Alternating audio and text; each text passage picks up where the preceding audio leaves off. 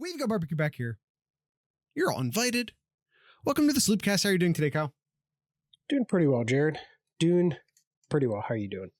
I'm not going to complain. However, I will say it's a new tradition, but it's a good tradition. And there we go. You got some on your that was listen, I'm going for energy, not neatness. I don't know what to tell you. Sometimes sometimes you get a little excited. Sometimes you get, no, I'm not going to finish that sentence. I'm not going to finish that sentence. Don't. I'm not going to finish that sentence. Let's not. It is June. We are in the thick of wasteland here, Jared. We are in the thick of it. We are indeed in the thick of it. Today, Kyle, we ask the question, what is the modern era of college football? When did it start?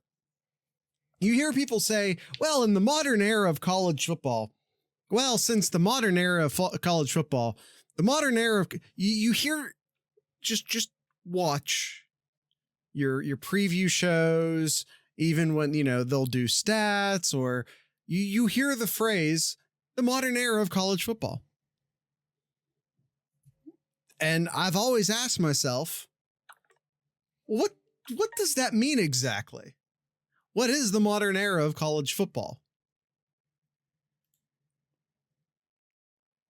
Some of you might be yelling at the screen, at your phones right now. Well, it's when that, because here's the thing, because I'm me, I went and I looked, and I didn't ever really find a defined answer to that. I feel like in the NFL, it's basically like when the Super Bowl started, right?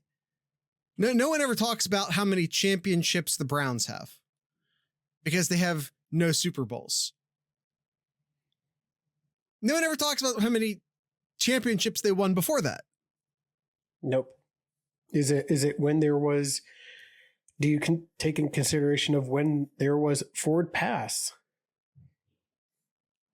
When that was legalized. And that is, and I just want to be super clear, and that's that we are going to start with the legalization of the forward pass. We are going back that far. But I want to be very clear. I'm not trying to come up with the answer to this. This is not I'm going to die on this hill episode. I'm going to present several cases for when you could possibly call the beginning of the modern era of college football. That's it. I'm going to present many cases. And I'll let you decide. Even by that standard, is the 90s not the modern era with Nebraska triple option being so dominant? Good questions. Very good questions. But right, well, let's start. Let's go and start that off. So in 1906 or 1910, around that time is when the legalization, the forward pass. Almost got there. Yep, almost. Well, the forward pass was legalized in 1906. I do mark this quote unquote beginning of modern era. These two things happened officially like 4 years apart, but they all sort of had the same root cause. So it's 1905 and football has a problem. And that problem is player safety. Yes. We still have this problem. It's a violent sport. Some things change, some things stay the same. Now I will say it was much worse back then. For all the people, because I hear people say this all the time, the problem with college football or the problem with football is that they have those helmets. If you gave them back the leather helmets, then maybe they wouldn't throw their heads around, yada, yada, yada. Well, in the year 1905, 19 players, and I pulled this from Wikipedia. And then I checked the Chicago Tribune because I'm gonna say this, and then you might have, which was the source, the Wikipedia source, because you might ask the same question that I'm gonna ask, that I asked. I couldn't find the answer to. It said in Wikipedia, 19 players had been killed and 159 seriously injured playing football in the year 1905. 19 deaths. Teddy Roosevelt almost banned the sport too because of it. He actually saved it. Yeah, he saved it. Teddy Roosevelt's actually the one who saved it. Now, 19 players in 1905. I could not find players in college and pros or among all levels. That's the answer, or that's the question. I couldn't, the Chicago Tribune source that was the source behind the Wikipedia page, I didn't find where it specifically said if that was across high school, college. It just said 19 players had died. So I'm not 100% sure what that means or across what levels. The United States President Teddy Roosevelt, as Odin brought up, saved the sport. There was calls across the country to make it illegal. And I believe it was Teddy Roosevelt who said, I don't have this part in the notes in front of me, but I believe it was Teddy Roosevelt who said that it, see, Kyle just finds it. Basically said it's too good of a game to simply ban. Instead, we just have to change the rules. And of course, he's the president. So he demanded that the rules be changed and that the game be reformatted. More than 60 schools got together and committed to make the game safer. This joining of 60 schools.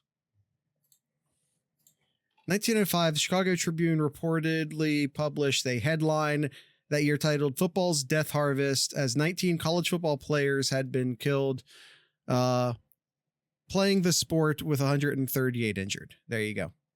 That's weird. Mine says 159 seriously injured. Whatever. It's still too many. So I mean, I guess that depends upon what that means by seriously injured, what specifically that means. But the deaths are the important part, which was 19, which apparently was at just the collegiate level, which is insane. 60 schools got together. These 60 schools would eventually, this meeting starts a series of meetings and a series of committees as the bureaucracy of the modern college football goes all the way back to then. But they formed a rules committee. They formed several committees. Out of this meeting, we would eventually get 2 revolutions in the college football game. We would get a rules committee that would make a few changes to make the game safer. One of those rule changes was the legalization of the forward pass. This rule change went into effect in 1906. And I think another part in here too, it was around that time too, is when they started looking at other protective equipment as well too. Yeah, I believe. Yeah. Now, why you get all these schools together? They start forming committees. Why also 1910? You might be asking. Was 1905 sans shoulder pads? I mean, not shoulder pads in the way we think of them, obviously, but I'm not sure. This would also eventually lead to the formation of the NCAA, which officially became a thing in 1910, although its roots go back to 1906 or 1905 rather, with the 60 schools getting together and deciding that they needed to take collective action and change.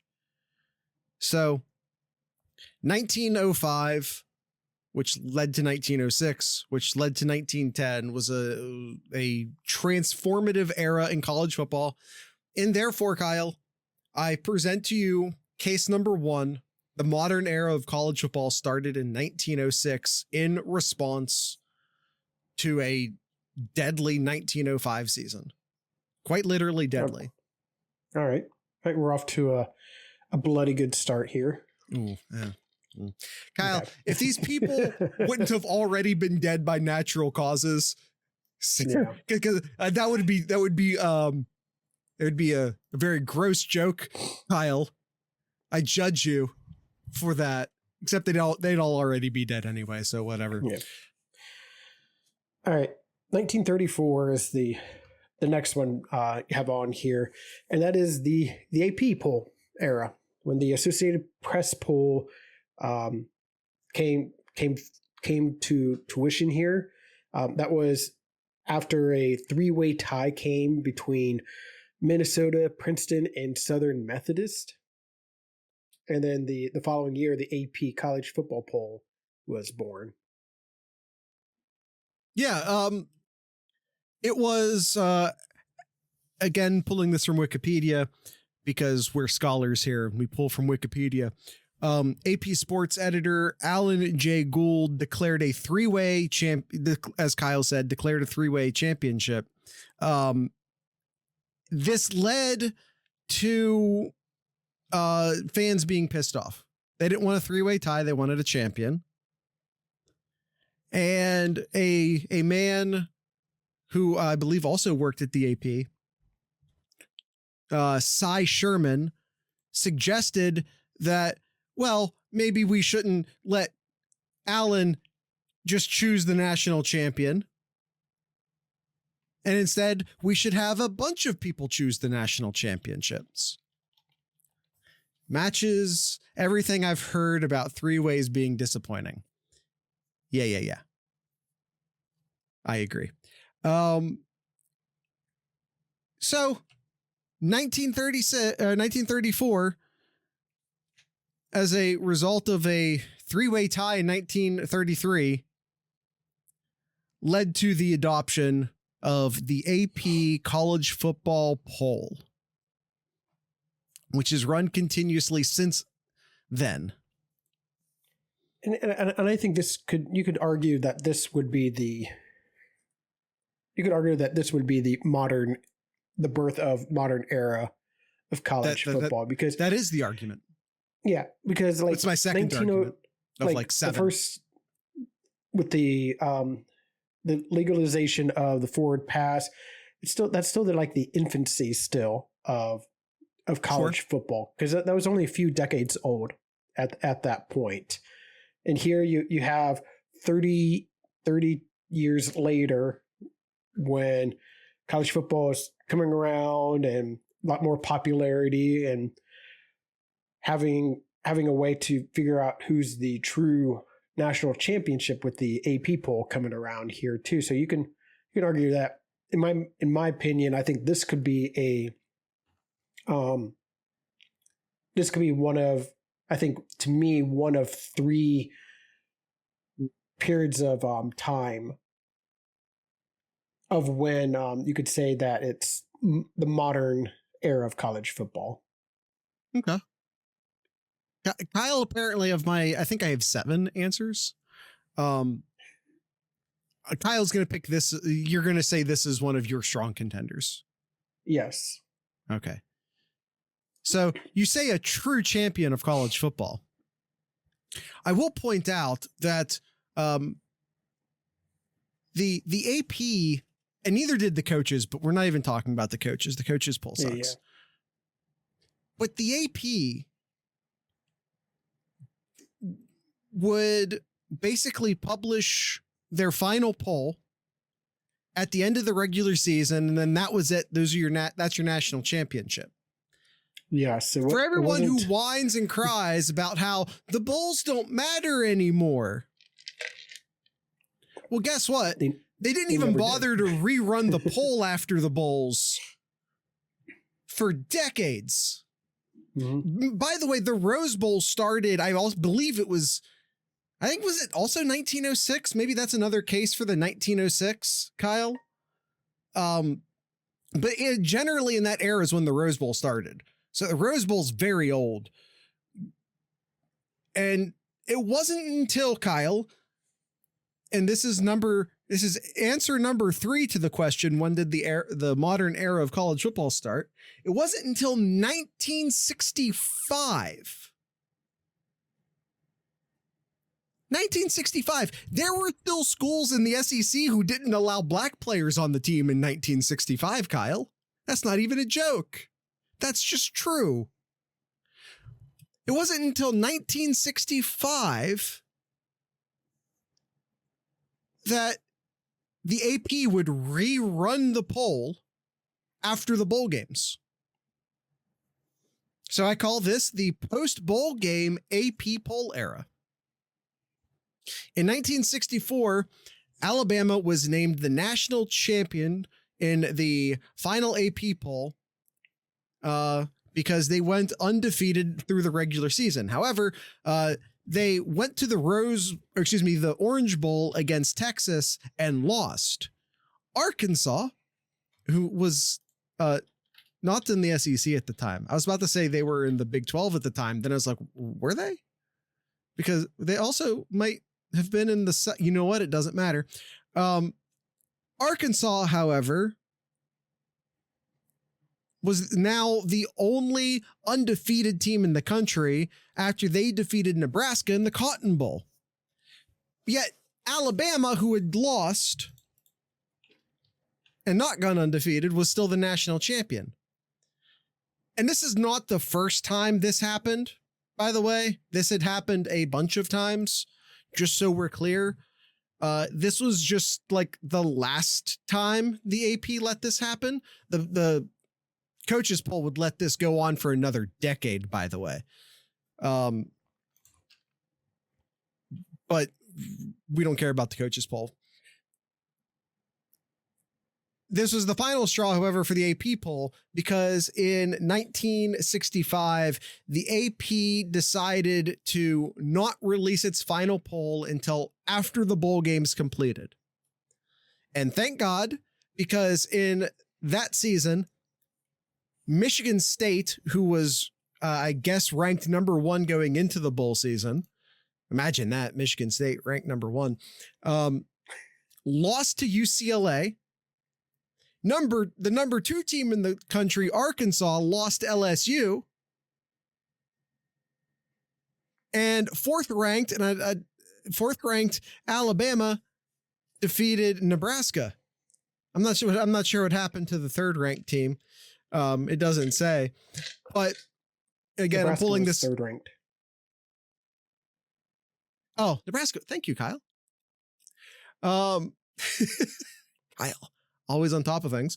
Number 4, Alabama defeats number 3, Nebraska. And since the AP decided to wait that year, Alabama received the national championship. Now, is it bullshit that Alabama got to double dip on this? Get a national championship under the old rules one year and then get the national championship under the new rules the next year? Yes, it is. It's just stupid coincidence. That's just how the dice roll. But sometimes you need a little bit of luck.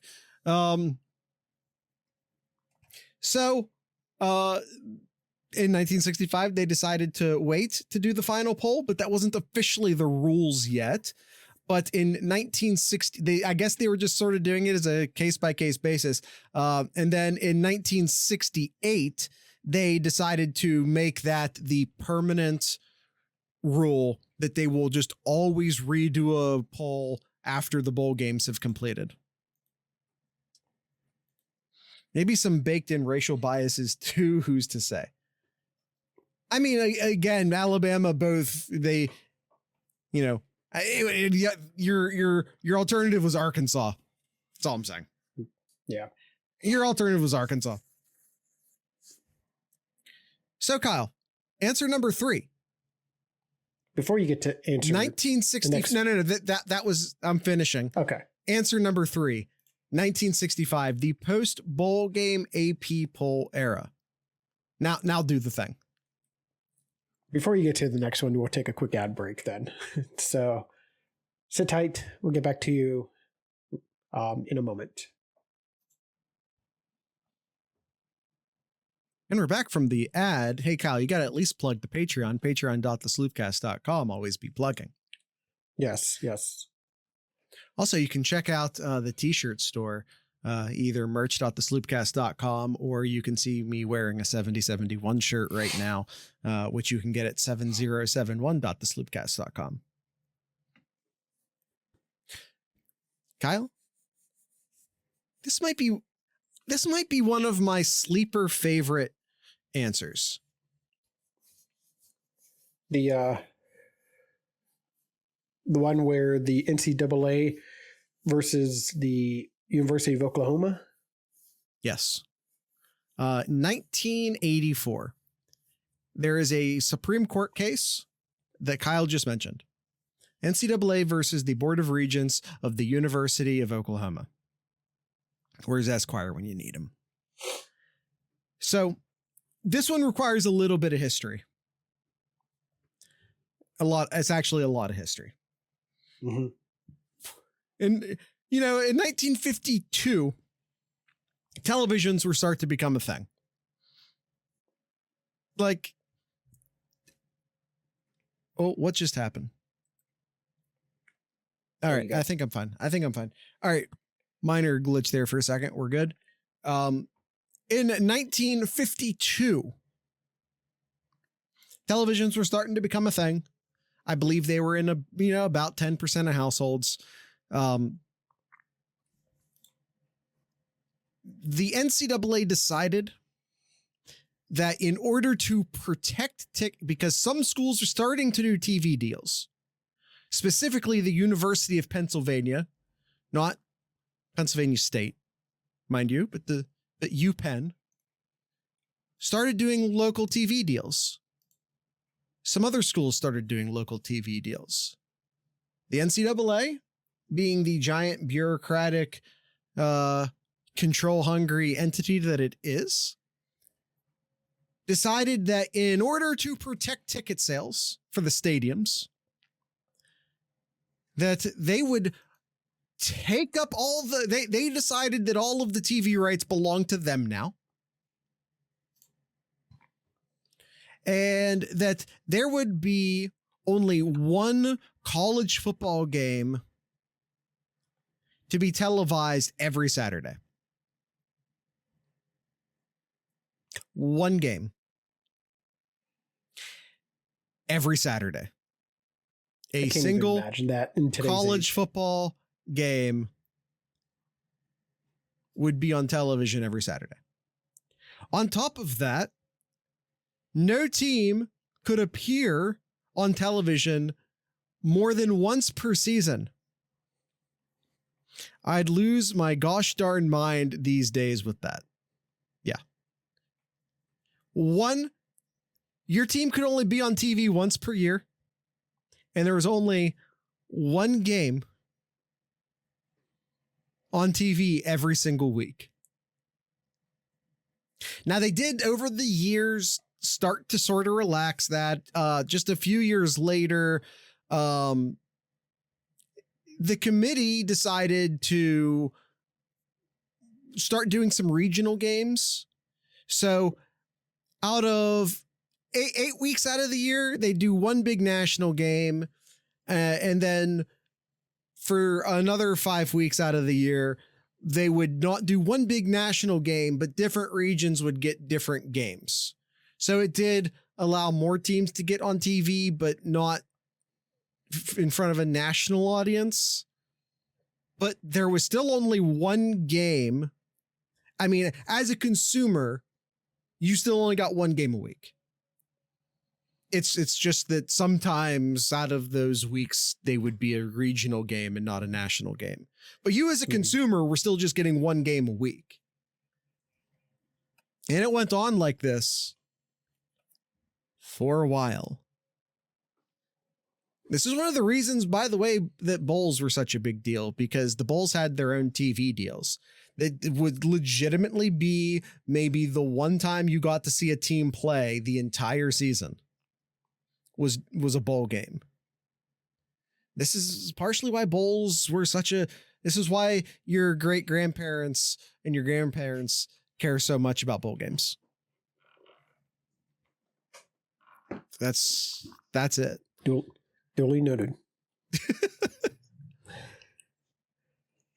In 1977, a bunch of universities, because they didn't feel like the NCAA was properly representing them anymore. Because remember, it was a bunch of universities that got together that formed the NCAA to begin with.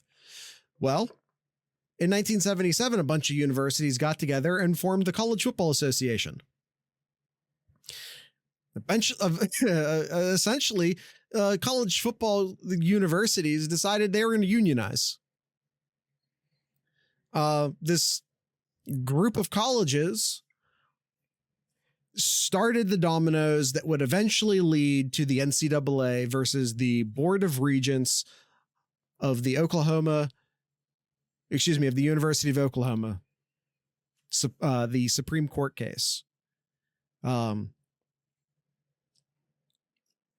That's it.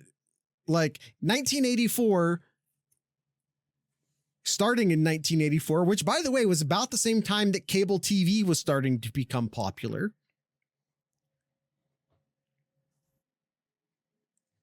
That this is when, it's hard to define exactly what this era is. I simply call it the TV rights era, but this is what started the big money era of college football. You now had conferences that were able to take the TV rights, and this is when college football started to become lucrative. And this is also the time, Jared, when Division I really split from the 1A and the 1AA too. It was a little bit before 84. It was like in the mid-late 70s. They had the split that will eventually become the FBS and the FCS then. Right. So a lot of things happen around this time. You also have like one of the first big, this is also like, you start to see the big wave of realignments come after this too, because now there's a lot of money involved. You had a lot of teams, a lot of universities that weren't a part of conferences. Penn State, Florida State, Miami, a bunch of others started to join conferences because they wanted to be in on this collective bargaining TV rights deals. 1984. I call it like the TV rights era, but this is when college football started to become a big money sport. So, Kyle, this, I say to you, 1984, the start of the TV revolution of college football. This is when the modern era of college football started. Another good candidate. It's hard to argue against that. It's just a lot of things that happened around that time, and it's a very good candidate to be the start of the modern era of college football. But I would say, Jared, if I want to move just a little bit further ahead from that, move ahead about 8 years or so, when you got the beginning of the Bowl Coalition, the beginning of the first FBS Conference Championship games, and also to our standard, and today in 2024, of the 85 scholarship limit for college football universities as well.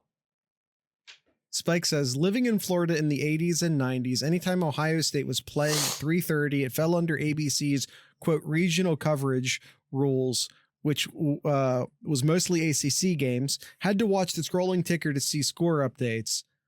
And that was even going on fucking awful. Yeah, it was still bad. I mean, it's still, we really live in the golden era of access now.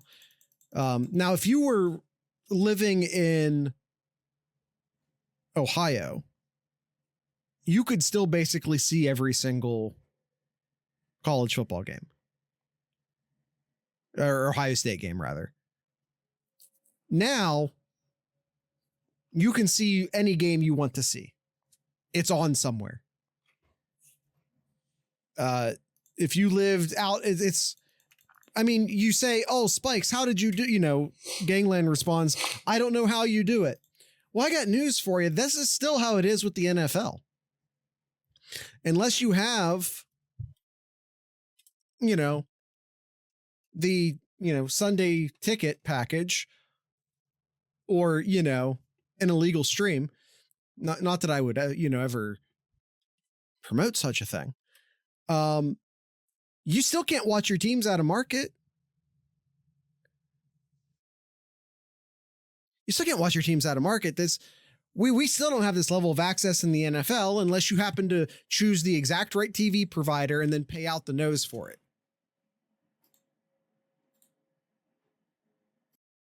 Anyway, I do that. There you go, Spikes. Okay, Kyle. 1998. Sorry, I know you already started this, but we got sort of caught off on a chat-based tangent. 1998, the BCS/internet era. Mm-hmm. As Kyle said, this sort of started in 1992. It didn't really get off the ground until 1998, but it started in 1992.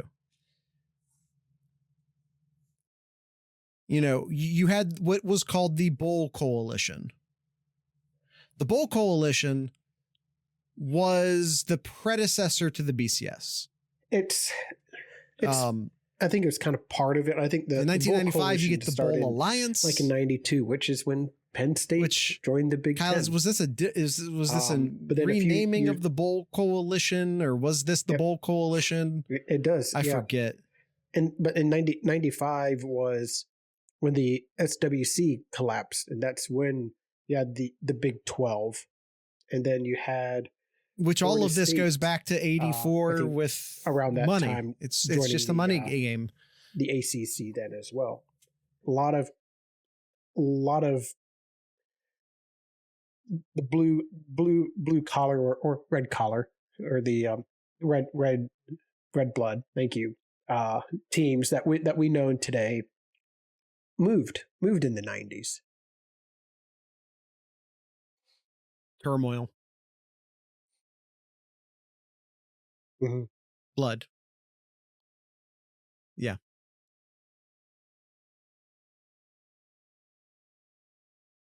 Yeah. It was one of the first big conference realignment shifts. Obviously conference realignment has been a thing since conferences have been a thing, but as far as massive shifts, the 92-ish was one of these first enormous shifts. This is when you got your first conference championship games. This is when, the Bowl Coalition and the Bowl Alliance were things. You saw a desire for a playoff. This is what people were like. Maybe people have been crying, yelling for a playoff forever. I don't know. But you start to talk about the early 90s, mid 90s. This is sort of where my own personal football, fanship starts. As, a youngin in that time. And I distinctly remember even back then, people were yelling about a playoff. They wanted a playoff. Why doesn't college football have a playoff? The FCS has, of course, we didn't call it the FCS back then. We called it 1AA. 1AA has a playoff. The NFL has a playoff. Division II and Division III have playoffs. Why doesn't big boy college football have playoffs? And out of this is, where the Bowl Coalition and the Bowl Alliance start to come together. Now, the problem with the Bowl Alliance, however, was that the Bowl Alliance was an alliance between the Sugar Bowl, the Orange Bowl, and the Fiesta Bowl. For those of you keeping count at home, very noticeably missing the Rose Bowl.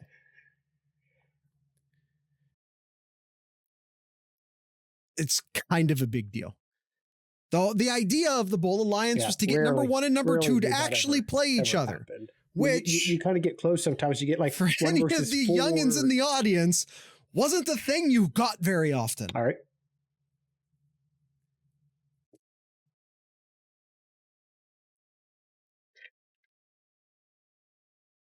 Kyle, hold on. I got numbers.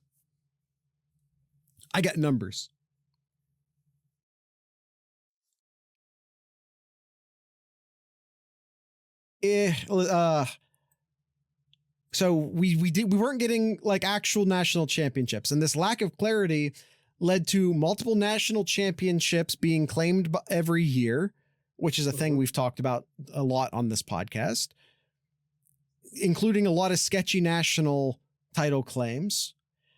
Kyle, from the year 1900, and I chose that just to make it a nice round number, 98, to the year 1997, which was the last year before the BCS. From the year 1900 to the year 1997, for those of you bad, I know math's not very quick at math, that is 97 years. Technically true. 98 years. Kyle.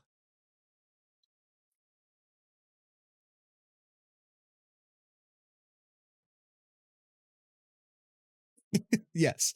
Thank you, Gangland. Exactly that. So it was a custom. Yeah. In 98 years, it's about 2.2. There were 218 claimed national titles. Now, Kyle, you're the one that's good at quick math. So how many champions is that per year? So it was custom on that. It was custom. I'm just going to let you have it for those 98 years to have two. Because that's what friends do. Champions. They don't call each other out on very minor. No, on average, math mistakes on a podcast. You were having two national champions every year.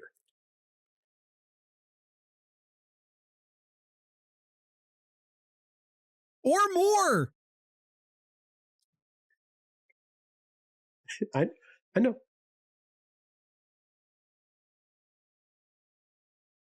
At least. Kyle, I found instances of 4. You don't get to 2.2, which I'm just, again, trusting is the answer, without going over 2 pretty frequently. Because there were years where there was only 1. You had to have some years in there really driving that average up. There were multiple occurrences of 3 and 4 claimed national titles a year. That is not a way to run a sport. And people were understandably pissed off and frustrated by this. I mean, it's almost as irritating as another ad break in the middle of this case, which is what I'm doing right now. If you want to avoid these ad breaks, you can go to patreon.thesloopcast.com. You can get access to a version of the show that has no ads in it.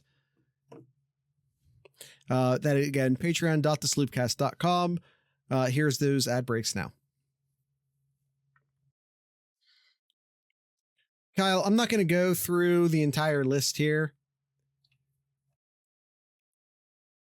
But even after, so in just the, hold on, I had this shortened version of this. I think I forgot to put it in the notes. In the 10 years before the national title, the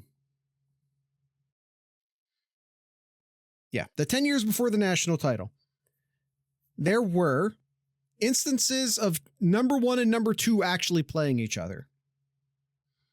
Happened only 3 times.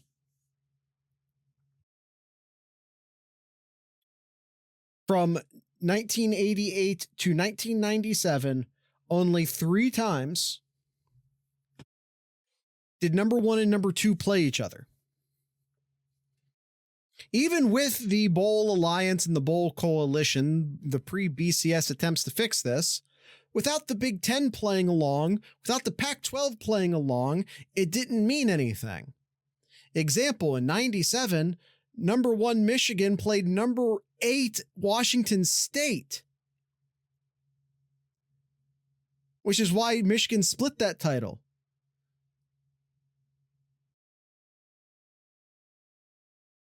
Because you couldn't get Nebraska, who was in the Big 12 at the time, and Michigan to play each other because the Rose Bowl wasn't playing along with the Bowl Alliance.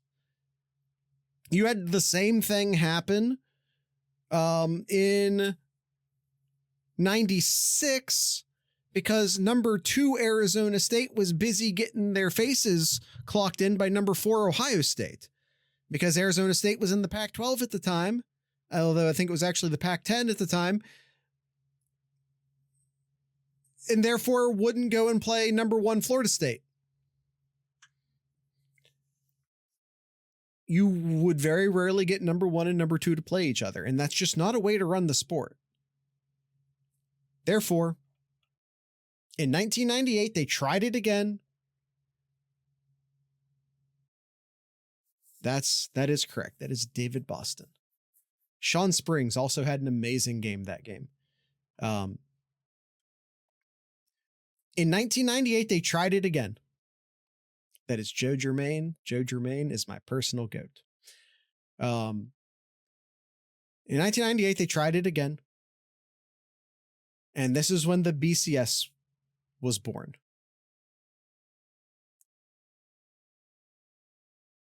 The big difference between the BCS and the previous attempts to do this is that finally the Big Ten and the Pac-10 decided to play along. And from this point forward, number 1 and number 2 were guaranteed to play each other for the national championship. And without this, Ohio State does not win the national championship in 2002. They would have gone to play in the Rose Bowl. Miami would have played someone else. And if Miami won that game against someone else, Miami would have been the national champions.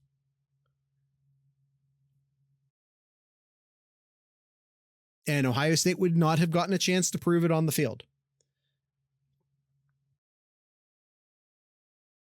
It's actually crazy how these things would often line up, or rather not line up. I mean, in 1991, speaking of Miami won the national championship game against number 11 Nebraska. Meanwhile, Washington, who was number 2 at the time, and Michigan, number 4 at the time, Washington beat number 4 Michigan in the Rose Bowl. And by the way, beat them by a lot, 34-14. But Washington did not win the national title because Miami defeated number 11 Nebraska. Washington did not get a fair chance to win the national championship game that year. Or to win the national championship, because there was no national championship game that year. So, Kyle, I offer you the beginning. Oh, actually, before I do that, another very important factor happening around the year of 1998.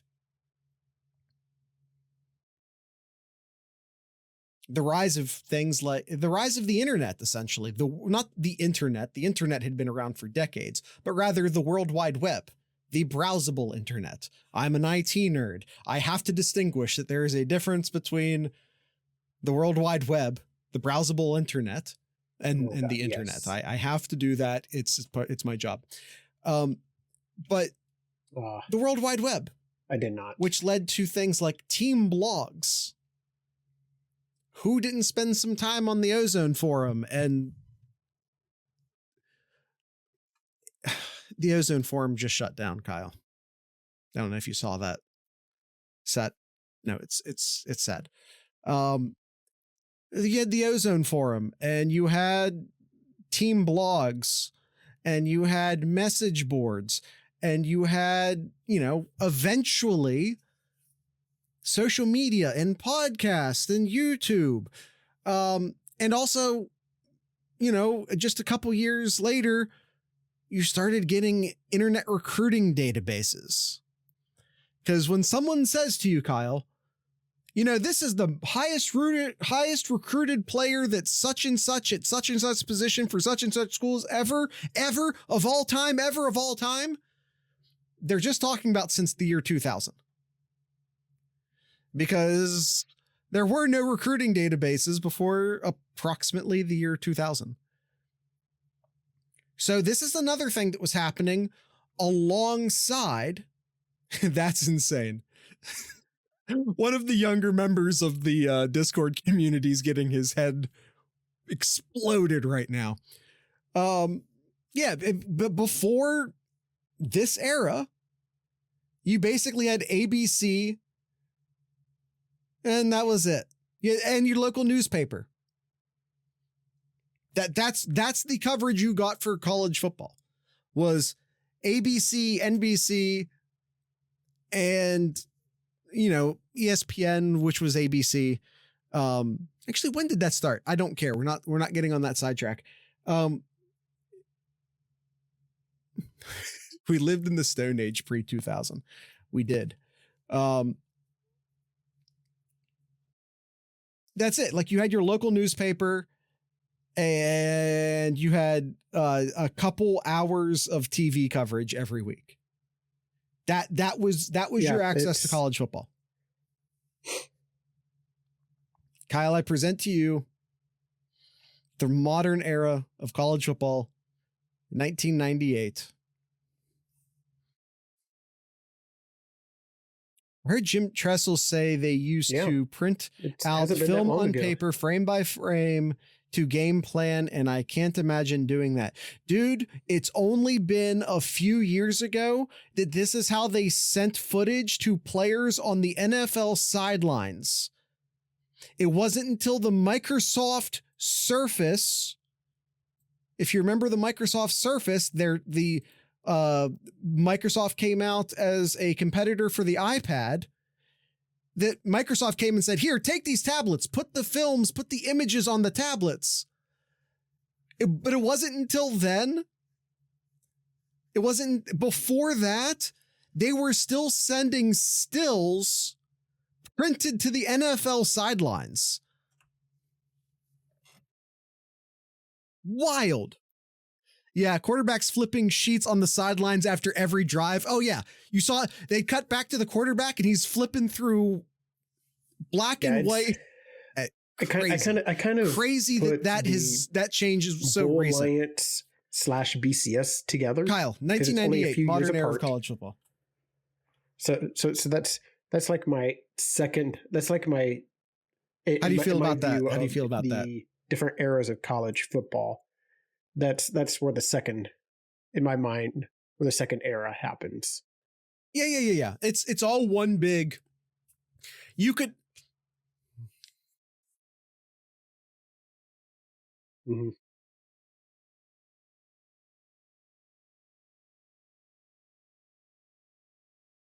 Yeah, I mean, it's. I wanted to pick a year, so I picked 1998 because that's the first BCS year. But no, you're right. It started before that. it's a, the mid 90s, but I wanted each of these to be a specific year, but you were correct. You are correct. We're going to run into that with the last selection, which is not this selection. This is the second to last selection. I'm not going to spend any time on this. I would imagine, oh God, Kyle, I just doubted this before I said it. Anyone listening or watching this, I don't have to explain to them what the beginning of the playoff era meant. Yeah. It's only been 10 years. It's been 10 years, Kyle. We've had a playoff for 10 years. But yeah, we went from 1998 to 2014. The fact that it took this long still pisses me off. In 1998, we finally started to get a guarantee that number 1 and number 2 would play each other. We all thought, okay, here it is. This is the thing that gets us to the playoffs. It still took, Kyle, another 16 years.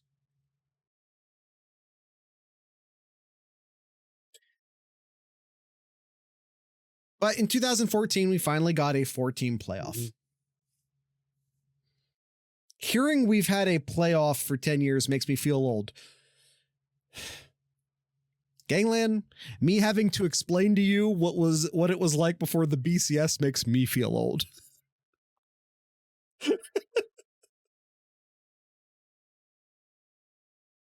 Having to explain to you what it was like before the internet and team blogs. I remember a time before 11 Warriors existed. Totally surprised because you've mentioned it how many times already. This is why I don't like the movie Rudy. I'm sorry, this is a small tangent. I don't like the movie Rudy. But I don't like the movie Rudy. However, there is a beautiful scene in the movie Rudy. It's a beautiful scene. And I don't like the movie, so I'm being sincere. Where Rudy's dad, who had always watched Notre Dame on TV. By the way, this is why Notre Dame is such a big deal. They weren't tied into the pre-1984 TV rules somehow. I forget exactly how that works. One of the reasons why Notre Dame was such a big deal is because they were on TV more than everyone else. Details we don't need to get into. Anyway, he always watched TV. He always watched Notre Dame on this little, tiny, shitty television. Because that's what existed back then. Hyper low def, black and white television. Because that's just what existed. And there is a scene towards the end of the movie where his dad finally went to go see, with an antenna on the TV, exactly, finally went to go see a Notre Dame game live. And he is awestruck by what it is to see the game in the stadium in real life. It's a beautiful scene that is lost. I will say might be totally lost on younger generations who don't know what it's like to have watched. I mean, I'm not of like the black and white TV era, but I'm definitely of the standard def TV era.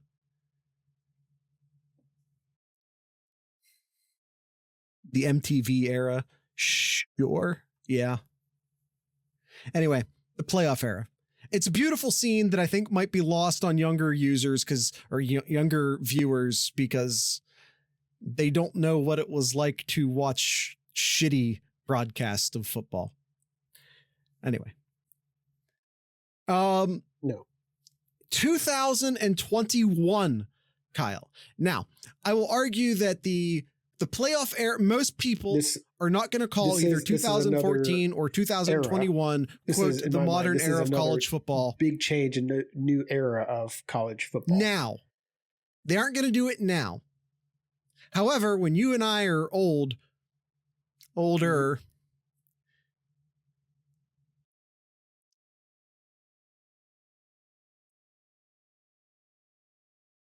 my argument here, I mentioned the NFL, right? With the Browns and how no one gives the Browns credit for their pre-Super Bowl champions. Fast forward 20, 30 years from now. Will. And unless there's a change, even acknowledge. Like you brought up the NFL. The NFL college football championships that happened before the Steelers year have 2014. Won 5 Super Bowls. Not 5 championships, but it's 5 Super Bowls. Now, if there was something about college football coming up with a name for a national title that's completely different than the past over 100 years, then maybe. But if they're going to still stay here national champions, they're still gonna look at years past.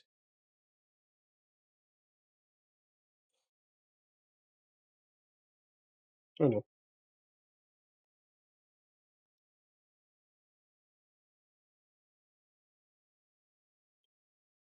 I'm just saying I'm including the year 2004. I would love to get into this conversation, Kyle, but we're running long. 2014 and 2021 are not years that anyone living and breathing right now would actually call the modern era of college football. I just want to say I acknowledge that. However, if I'm forecasting 20, 30 years into the future, those people might refer to the modern era of college football as starting in 2014, maybe even 2021. 2021 is my final case that I am making for the modern era of college football. Now, much like Kyle, what Kyle was saying about the BCS/internet era, I picked a year, but there were things that happened before this that also need to be acknowledged. I call this the player rights/expanded playoff era. We know that starting in the year 2024, we are getting expanded playoffs. It is no longer 4 teams. Yeah, 26. This year it'll be 12 teams. And then starting, I believe, next year or 2026, I forget, it expands to 14 teams.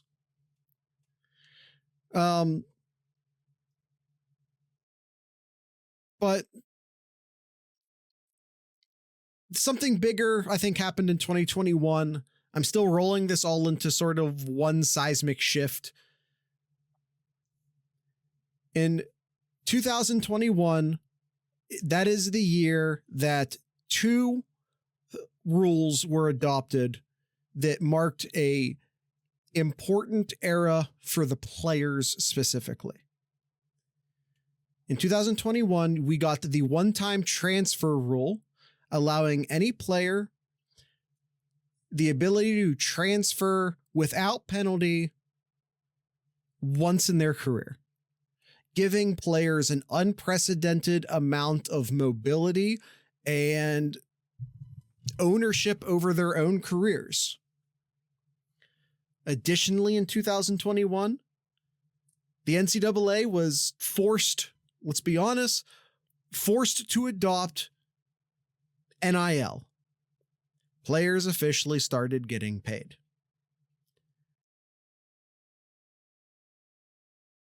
I'll say in 2018, because again, this started before this, we got the transfer portal, which allowed a player to transfer without getting permission from their existing coach. A coach couldn't block a Michigan player from going to Ohio State or an Ohio State player from going to Michigan. In 2019, players got the right to transfer free of penalty if their coach left. If their coach got a better deal or a better situation, the players also got to get that. In 2024, which again is the year we are currently living and breathing, the NCAA took the one-time transfer rule and said all-time transfer rule. Unlimited transfers We have free agency in college football now. And I get that a lot of people out there don't like that. I get that. But it does give players, you can decide if this is a good thing or a bad thing for yourself, but it allows players to take ownership of their own careers. For better or for worse, the decision is now in the hands of the players and not the coaches. Additionally, and this is very, very recent, the NCAA reached a settlement with the major conferences of college football to allow schools to start directly paying players.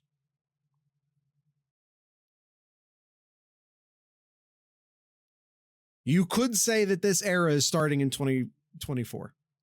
We have direct payment to players. We have the expanded playoff. So I don't know, 21/24, whatever. We're in a new era of college football right now, starting in the year 2024. Although, like I said, you could date this back to 2018 with the foundating, or the foundating? The foundating is not a word. The foundation of the transfer portal. We are in a brand new era of college football. Yep. Again, this started in 2018, but it's really taking off in 2001 and then again in 2024. Kyle, the new era of college football, we're in its infancy and we don't know where it's going. Spike says when the Big Ten and SEC break off and create their own semi-professional league, it will invalidate pretty much all the other eras.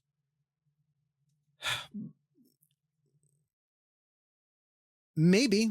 I mean, I guess it depends on what you mean by invalidate. But yeah, I mean, it's heading there. No longer modern. If you were to pick one, it's Jared, the postmodern. What would it be? Y'all want to have a conversation about postmodern and metamodern? Oh, darn, look at that. We're over on time. We can't start that conversation now.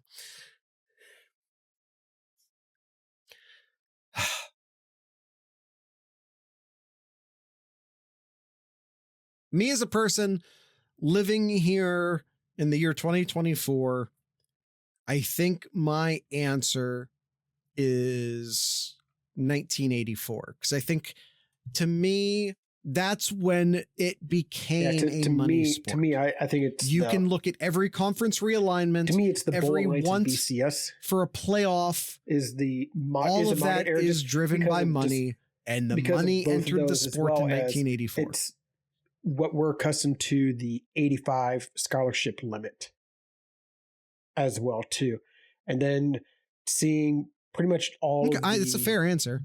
All the major conferences, minus the Pac-10 now, that we're all accustomed to seeing in today's age.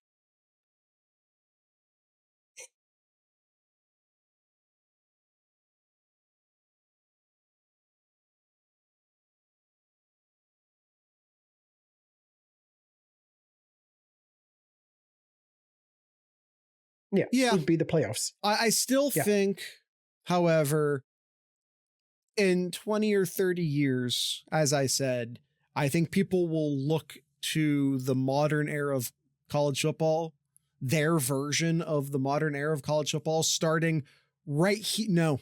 Oh, no, I know. Right here, right now. Yeah. Yes. Not 2014. Right here, right now. We're in the start of...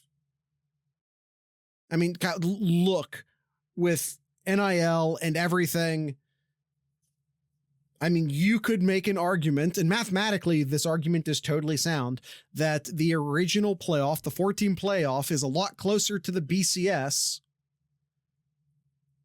from 2 to 4 than the playoff is to the new playoff from 4 to 12 or 14, if we just want to fast forward a year.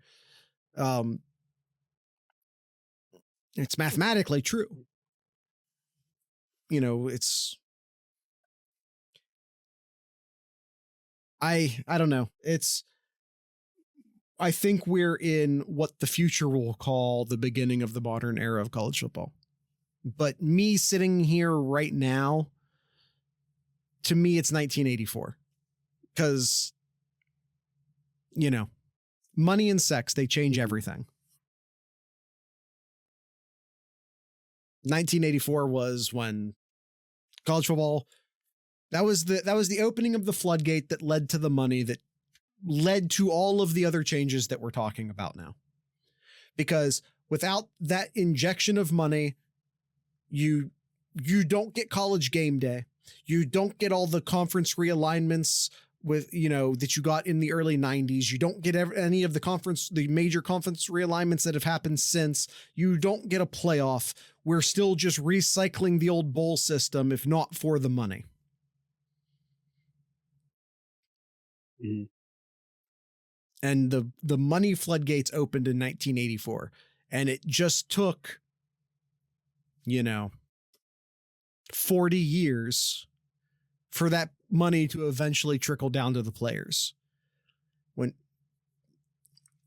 Because that's all. If you look at players starting to get money, people say, oh, it's ruining college football. If you think money ruins college football, then you have to go back to 1984.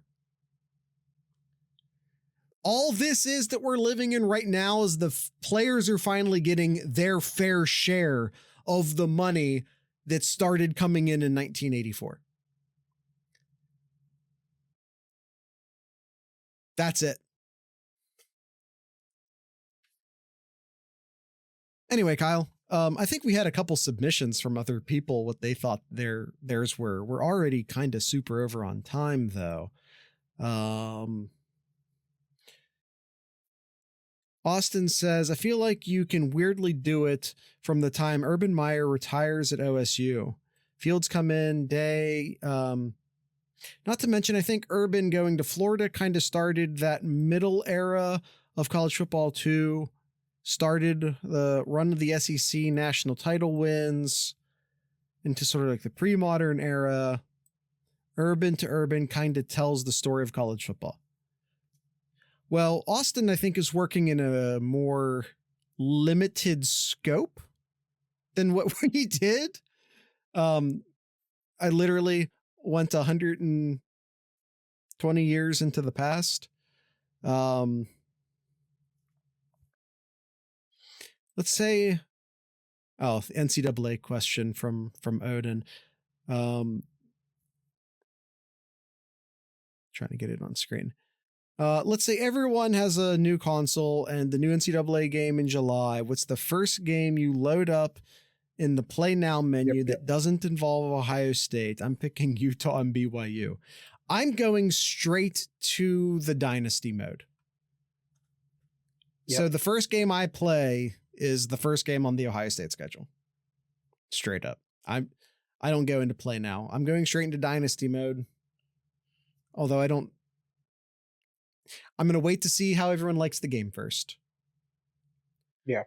I think the modern era could be 2014, a case we made. This is Odin again saying this. I understand some saying 2000 plus, which is essentially what we said with 98, right? I think the modern era started when schools started targeting out-of-state recruits, though. That's an interesting... Because here's the thing, we're not going to find like a specific year for this, but when did college football stop just recruiting players who are already on campus and start inviting high schoolers to come play football in order to play football at your college? And when did that eventually evolve into national recruiting?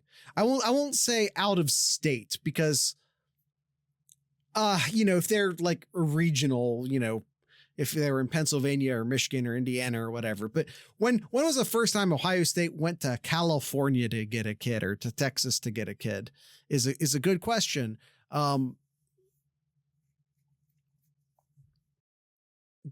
I don't know how to quantify that,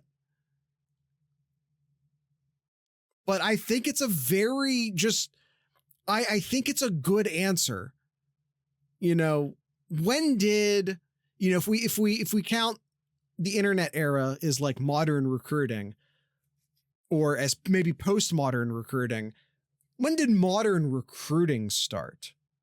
When did you actually start offering scholarships to come play football here? And when did recruiting become a national thing? I think I don't have answers for either of those, but I think that those are very interesting places to start the modern era of college football. I don't know exactly what years those would be. It would be different for every school, obviously. It's not like everyone just started doing that all at once. So you're not going to get like a very specific year. But I think those are very, as loose concepts, I think those are both very interesting real quick, answers. Just because he's an all-time Buckeye favorite of mine. We have I like those answers. We have a all right, Kyle. We're a gift. Super duper over. Do you have anything in Kyle's corner? And all that? We have one, maybe more than one actually, of Braxton Miller. Braxton Miller inducted to the Ohio State Athletic Hall of Fame.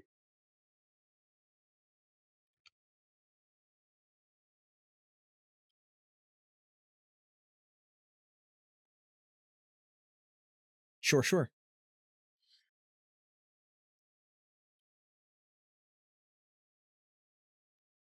Yes, I did see that. He's in at least two, although one of them he's just, that's one of them. He's also in another one where a absolute pancake block is being leveled. He's not really the star of that one, but he is technically in it. He's the only confirmed for this year. Yeah, this is the one. That's Mike Hall, I believe, landing that absolute monster block on the comeback here. Yeah, I'm trying to think if he's in another one, but anyway.